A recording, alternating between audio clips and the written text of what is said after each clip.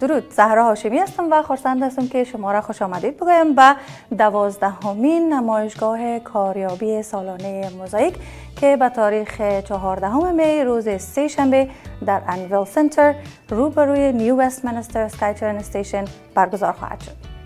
تشریف بیاورید و با بیشتر از 50 شرکت معتبر ملاقات کنید که به دنبال نامزدانی برای پر کردن صدها فرصت کاری هستند.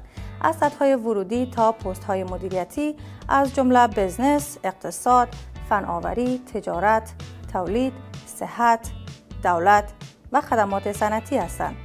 مژده من این است که تمام کارفرمایان فعالانه در حال استخدام هستند. ما همچنان ورکشاپ‌های رایگان داریم تا شما را برای کاریابی آماده سازند. تاریخ را به یاد داشته باشین، با دوستان و خانواده تان شریک بسازین و امید دارم که شما عزیزان را در تاریخ 14 می روز سه شنبه ببینیم. برای معلومات بیشتر به وبسایت ما در jobfair.mosaicbc.org مراجعه نمایید.